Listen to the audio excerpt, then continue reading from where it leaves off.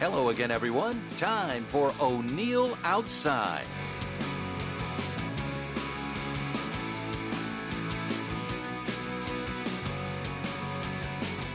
Hello again, everyone. I'm O'Neill Williams, and welcome to our program. What a pleasure it is to take friends fishing and watch them light up with those big fish.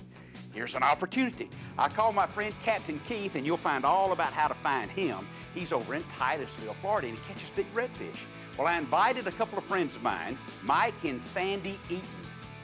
They live in Michigan. It's cold up there. They go to Titusville and they catch.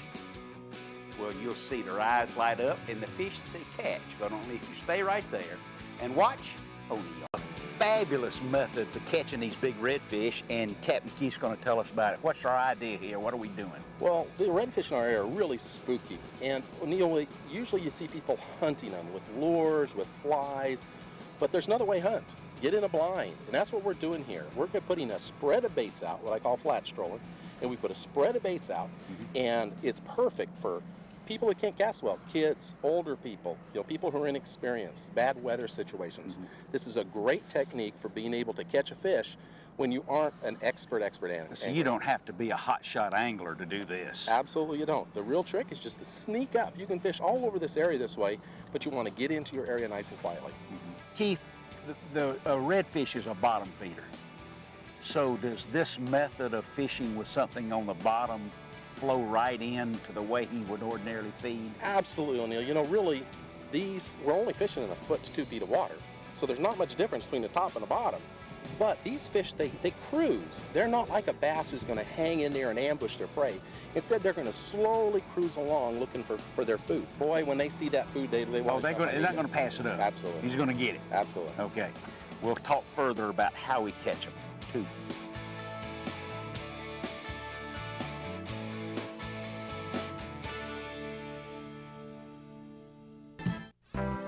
Ooh, that fish running? Yes, he is. Yes, he is running. We are in the Indian River near Titusville, Florida. The Indian River is like 700 miles long. What is it? 150. I had it right the first time. Keith has to correct me. And we got power plants all around. The Rocket Ranch is off in that direction behind the camera. And these are extremely fertile waters, and what makes them these waters unique for these big redfish is it's, Keith, 30 miles to the ocean? That's about right. So these redfish, unlike so many other places, these redfish spend their entire lives in these waters. Unlike so many other places where they go to the ocean, they get big and they go to the ocean. These fish live here. We're fishing in water right now that might be 18 inches deep, and on the various bars that reach up and down the Indian River. All right, we're going to back up here. We need to go to the front of the boat. There he goes.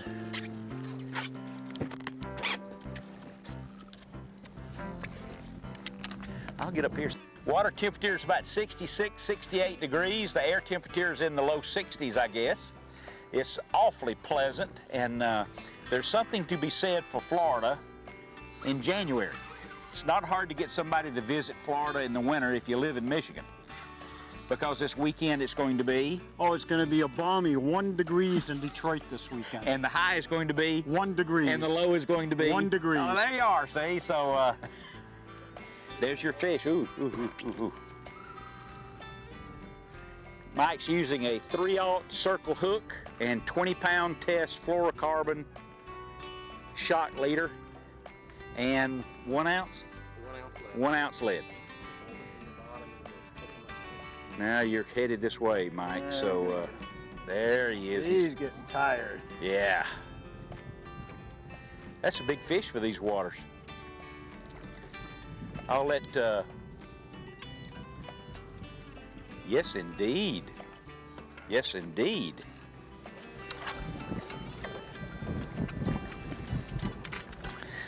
Mike, you're going to start pulling toward his tail. Every time where he goes, you're going to pull toward his tail. Just keep your tip low. Keep your tip low in the water and pull toward his tail and lead him to me. There you go. Lead him over.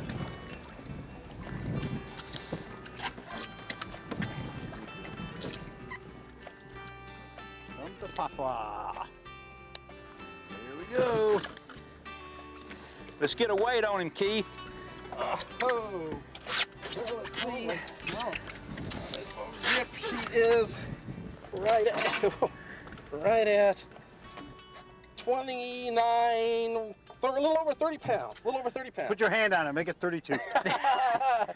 Beautiful fish. Beautiful Yes, sir. fish. We Yes, sir. want to support her as much as we can here. Yeah. We're going to clip this hook. It has no barbs on it. And even though she took it deep, she'll be able to get rid of it real quick.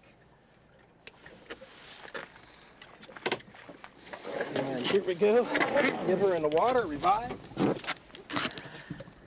There's a beautiful female. Oh yeah, how about that? Look at And that very appropriately, as you can see, the show is O'Neill outside. See the little O? O'Neill. Oh, perfect. Oh. We had that one special branded just for you. That's it. It's a beautiful girl. And Keith has done it again. Be sure and put her back alive. Thank you very bet. much, sir. You are right on it. We've had her out of the water just a little bit of time, and we're going to revive her properly by swimming her tail side to side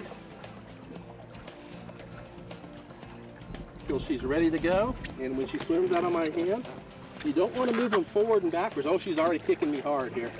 Okay, here she goes.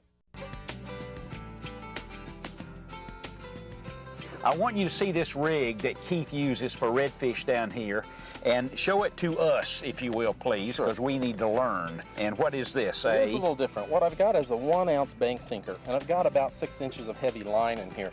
And what this does, we have a lot of heavy grass, and this will go down and drop into the grass, but allow your bait to lay up on top. So it's ready for those fish. Okay. But yet it goes to a swivel on my line, and that slides up and down the line. Now, when I get a fish to bite, well, the sinker does two things. One, when it's hanging down like that, you get more distance, so you get a better cast out of it and get away from the boat. The second thing it does is it'll hold it in place so that that circle hook pulls up into the corner of the mouth of that fish and hooks up a lot faster. Okay. So it's a great way to... And when he takes off, he wouldn't feel the He resistance doesn't of this feel it weight to start also. with, right? Okay, But all then right. when he does, it's too late. All right, so it's sort of like a Carolina rig, kind of, but the weight is a free swinging. Okay, what and then next? I've got, 2 feet or so of fluorocarbon leader. I use 25-pound fluorocarbon leader. Okay. And then what we have is a 3/0 circle hook. This is a Circle Chunk Light by Daiichi. Love them. They work great because they have a little barb here that keeps that bait from sliding up the hook. Okay. Now that's a reverse barb so that the bait doesn't go in that direction. Now, the typical barb we see right here, I always take that and I knock it down. Because if we do have a fish where it's down in the throat, we can just trim it off, and without any pressure on that fish can back that right out very easily. Okay, you correct me if I'm wrong now. The barb really is to hold the bait That's on. absolutely right, O'Neill. It was really designed for the bait. As long as you keep that line nice and tight all the time, you never need a barb. Okay. All right. Now, so we've mashed the barb down on a circle. Now, the next thing, the problem is a lot of the baits we use, like this piece of ladyfish here, they're soft. And when you go to throw it, it comes off. And a lot of people say, well, I have a hard time with baits because of it. Well, here's my solution. I get a little piece of twist tie. Now, I buy it by the kind of the bulk. And I take this twist tie, and I put it right through the hook here, just through the eye of the hook. Just a little bit of it and twist it down. Now what I have is actually a piece that is there just for the bait. This is what's going to hold my bait on. Okay. So it's not the hook itself holding the bait on. All right, show me. All right, we're going to take our bait. First, I'm going to put it in there like but I'm just really making a hole. That's going to be for my twist tie. Then I go ahead and hook the hook up, take the twist tie, put it through where the hole is, and run it right on out. And now, as I turn this hook around, I can take that twist tie, tie it down to the hook, and look at that, man. We've got a situation where the twist tie is holding that bait on there. It's going to be tough for the crabs and stuff to get it off. Oh, we got a fish on? Reel it. Reel it.